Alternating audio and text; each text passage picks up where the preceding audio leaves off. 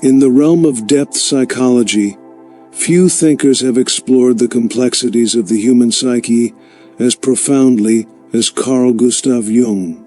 One of his most influential contributions was the concept of archetypes, primordial images and universal patterns of behavior that reside in the collective unconscious.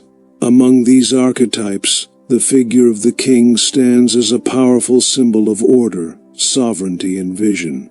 He represents the highest expression of leadership, not only in the external world, but also within the internal architecture of the psyche.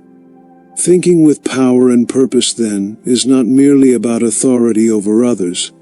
It is about cultivating a sovereign inner world grounded in psychological wholeness.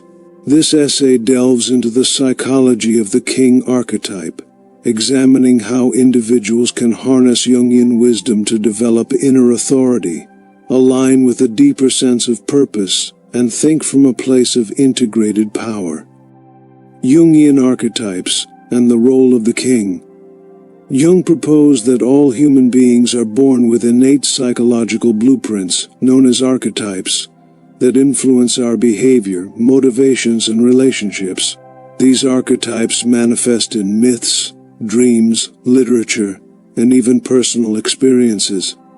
Among them, the archetype of the king is particularly significant for understanding leadership and purpose-driven thinking. The king represents order, blessing, fertility, and the center around which the world is organized. In myths and legends, the king is not only a ruler, but also a source of stability and justice. According to Jungian analysts like Robert Moore and Douglas Gillette, who expanded upon Jung's work in their book King, Warrior, Magician, Lover, the king is one of the 4 primary male archetypes. When fully integrated, he embodies calm authority, visionary leadership, and generative power. He sees the bigger picture, makes wise decisions, and blesses his realm, whether that be a kingdom, a company, or one's own life. But this archetype is not limited to men. The king exists within all individuals as a symbol of psychological maturity and sovereignty. To think like a king is to center one's consciousness in a stable, purposeful core and extend leadership from that place of inner authority. Psychological power and inner authority. True power in the Jungian sense is not dominance or control over others. It is the ability to rule oneself. It is born of integration rather than inflation. A psychologically mature king archetype leads from a deep alignment with the self, the totality of the psyche that includes both the conscious and unconscious mind. One of Jung's central insights is the distinction between the ego and the self. The ego is the center of conscious identity, while the self is the fuller, transcendent whole. The king archetype symbolizes the self in its organizing role. When the ego aligns with the self, an individual becomes capable of wise and effective leadership, both internally and externally. This form of power does not seek to control but to serve. The king blesses rather than commands. He leads through vision and presence rather than fear. When individuals are not aligned with this inner authority, they may fall into archetypal distortions, becoming the tyrant king who rules through fear, or the weakling king who abdicates responsibility. Thus, the key to psychological power lies in developing inner sovereignty, mastery over one's instincts, emotions, and drives, and the ability to act from a centered, visionary place. Purpose and meaning in Jungian thought. Jung believed that the primary task of the second half of life is individuation, the process of becoming whole by integrating all aspects of the self.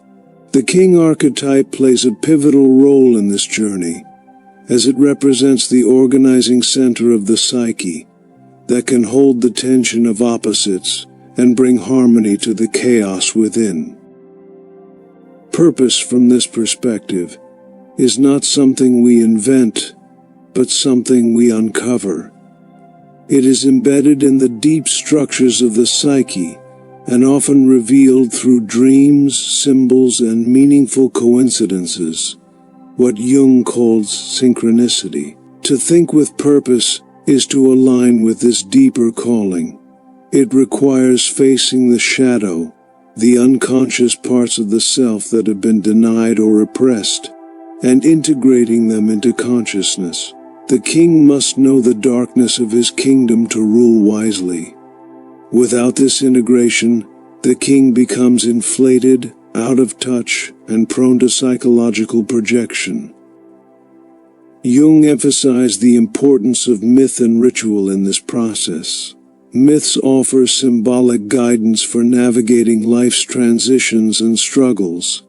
In many ancient stories, the king undergoes a symbolic death and rebirth, a journey that mirrors the psychological transformation of individuation. Developing the inner king. How then can one cultivate the king within and think with power and purpose? The first step is introspection, deep, honest self-reflection that brings unconscious patterns into awareness. This includes exploring dreams, practicing active imagination, a Jungian technique for dialoguing with inner figures, and journaling one's thoughts and experiences. Next is discipline, developing structure and consistency in one's life. The king archetype thrives on order. Establishing routines, setting goals, and honoring commitments all contribute to psychological stability. Vision is another crucial component. The king must be able to see beyond the immediate, to envision a future worth working toward. This requires imagination, creativity, and the ability to hold a higher perspective, even in the midst of challenges. Finally, service is what grounds the king in humility. A true king serves something greater than himself, whether that be a community, a family, or a spiritual ideal. Leadership without service becomes tyranny. Balancing the king with the other archetypes, warrior action, magician wisdom, and lover connection, ensures that power does not become rigid or self-serving. Each archetype supports the king and helps maintain inner equilibrium. The shadow side of the king archetype. No archetype is purely positive or negative. Every archetype, including the king, has a shadow side, a distorted expression that arises when the energy of the archetype becomes unbalanced or unintegrated. For the king, this shadow can manifest in two primary forms: the tyrant and the weakling. The tyrant king is obsessed with control, dominance, and self-preservation. He hoards power, suppresses others, and fears any threat to his throne. This shadow emerges when the ego becomes inflated and disconnects from the deeper self. Rather than leading with vision, the tyrant leads with fear, often projecting his own insecurities onto others. On the other hand, the weakling king is passive, indecisive, and avoids responsibility. He abdicates his role as leader and becomes dependent on others to guide or protect him. In this form, the king fails to provide structure and vision, leaving his inner kingdom in chaos. According to Jung, facing the shadow is a critical step in individuation. Only by acknowledging these darker aspects of the psyche can an individual reclaim the full power of the archetype. The mature king does not suppress his shadow, he integrates it, using its energy in service of wisdom rather than destruction. The king in modern life, leadership, and legacy. While the king archetype originates in ancient myth and symbolism, it remains deeply relevant in the modern world. Today the king manifests not in castles and crowns, but in the ways we lead, govern, and influence. In our homes, communities, careers, and relationships. A person aligned with the king archetype in modern life is someone who takes responsibility for their impact. They bring order where there is chaos, speak with intention, and hold a long-term vision not only for themselves but for the people they lead. This could be a parent raising children with integrity, a manager creating a supportive workplace culture, or an artist shaping culture with purposeful expression. Thinking like a king also means being conscious of legacy. What do we build that lasts beyond our lifetime? What values, systems, or structures do we leave behind? The mature king is always aware of the future and strives to leave his realm better than he found it. In a world often driven by short-term rewards and reactive behavior, the archetype of the king reminds us of the importance of stability, purpose, and foresight. It challenges us to think beyond ourselves and to embody leadership that is rooted in service, not ego. Conclusion.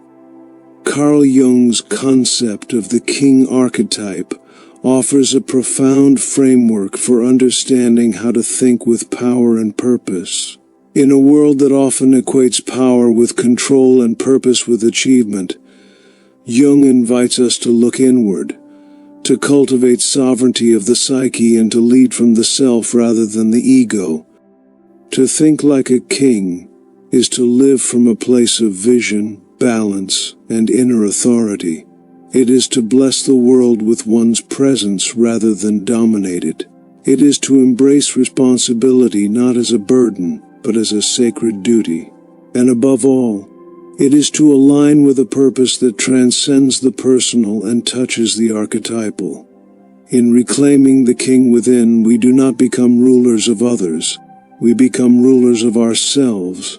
And in that inner kingdom, guided by wisdom and purpose, we find true power.